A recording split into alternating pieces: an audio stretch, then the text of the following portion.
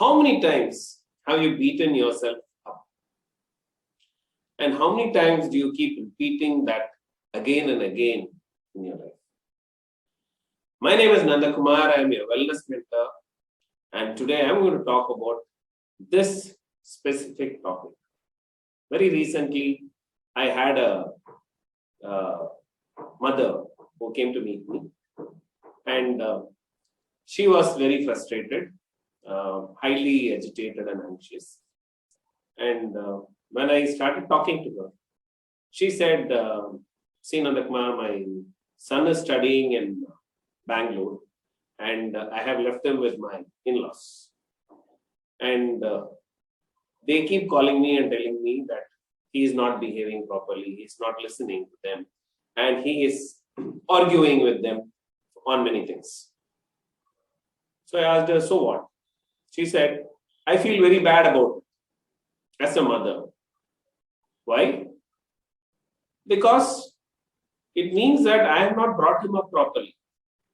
I have not educated him, or I have not groomed him properly. So I feel very bad about it. Now, does this ring a bell? I did a recent survey on forgiveness. And in that forgiveness, there were 3 aspects of forgiveness. One was about forgiving the self. The other was about forgiving others. And the third was about forgiving situations. So when I did the scoring, I found that my propensity to forgive, my tendency to forgive others and situations which are outside me was much higher than self-forgiveness. So forgiving myself, the score was very less. So we all tend to do that. Many of us get into this bracket of beating ourselves up. We become our own best critics. And then we start complaining about what we could have done better. We have all these must and should statements. I should have done this better. I could have made this better. I might have spoken a little better like this. And then we start beating ourselves up. Now, why does this happen? This happens because of lack of self-compassion. Now, many times this lack of self-compassion starts in the childhood. Parents would have been very strict, and they might have told the child that you should not be like that, you should not be like this, and there would have been a lot of criticism happening on the child. So as we grew up, what we did, in order to avoid criticism from others, we started trying to become more perfect.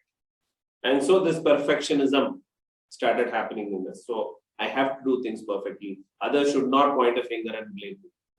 And so that finally ended up in beating yourself up. Now, is it a good thing to do? Not at all. Now, in the case of that particular mother, the boy is a grown-up boy, and his behavior or his way he reacts with his environment is his choice. And that doesn't mean that you have not brought up that child properly. No, many mothers would have the same feeling. And similarly, a lot of this must and should statements which we have, we should really look at replacing them. If I say I must be perfect, instead of that, I will let me try to work in such a manner that I do it better than what I did earlier.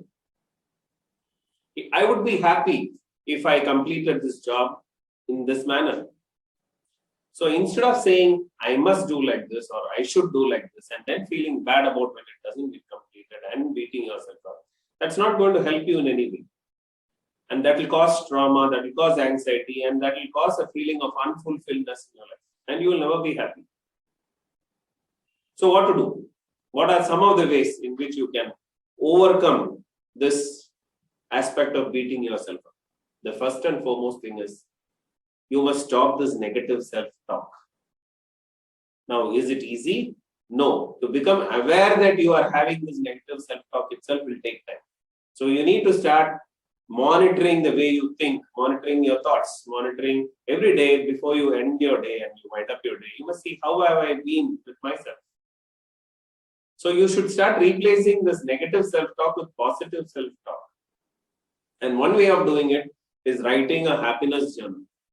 Before you go to bed, write down at least 5 things for which you are happy about that.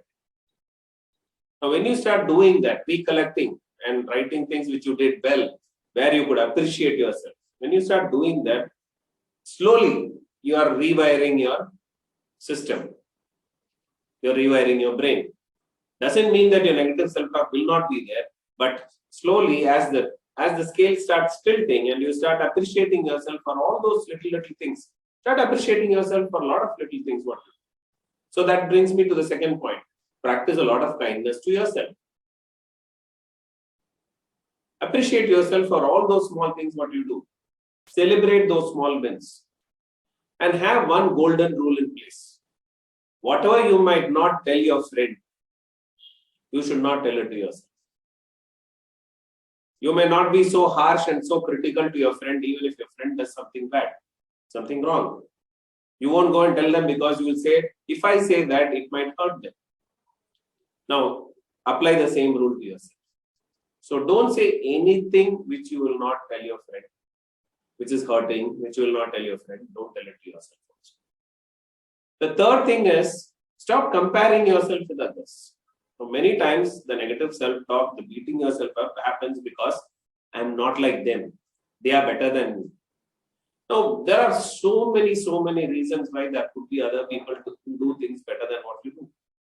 That's okay. Nobody is perfect in the world. There is not a single person in the world who is 100% perfect in all what they do. And there is not a single person in the world who is 100% imperfect in all what they do. So there is no black and white here. It's all shades of gray. So we should understand that we should not compare ourselves with other people and say that they are better than me. And so that there it again starts beating yourself up. So instead, start comparing with what you did yesterday. Are you better than yesterday? Are you better than what you did last year? So compare with yourself and start moving forward. The fourth thing is, think of the mistakes what we have done as learning opportunities. Now, every time we make a mistake, there is some learning there.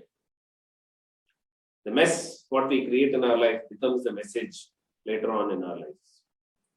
So every opportunity where we fail is a learning opportunity. Look at it that way and start using those negative failures, whatever happens to you, as learning opportunities, and look at them in a positive manner. What can I do better? How can I do it in such a manner that I don't repeat the same mistake again? So we are in a continuous learning process. Our life itself is a learning journey. So that's the fourth thing. And the fifth is, be patient with yourself. Now, it's not very easy to change a habit, and particularly if you are having a destructive habit like negative self-talk, which you have been doing for so many years. It is not going to just like that stop. So you need to give time for yourself. Be patient. Practicing meditation, practicing mindfulness, practicing stillness by sitting for 5-10 minutes and being aware of your thoughts, being aware of your body, being aware of your breathing. All these techniques, if you can do, this will all help you to become more and more aware of how your mind is going, how your thoughts are going. So if you do all this, all these 5 things, like number 1, focus on positive self-talk. Number 2, practice kindness to yourself. Number 3, stop comparing yourself with other people. Number 4, think of mistakes as learning opportunities. And number 5, be patient with yourself. If you do all this, you will move into a frame of appreciating yourself, being more compassionate and kind to yourself, and you will stop beating yourself up. Remember, never do something what you might not go and tell a friend to yourself. Thank you so much. This is Nandakumar, your wellness mentor, signing off. And if you like this video, please do share it, subscribe to this channel, and also write your comments below so that we would be helping other people to stop beating themselves up.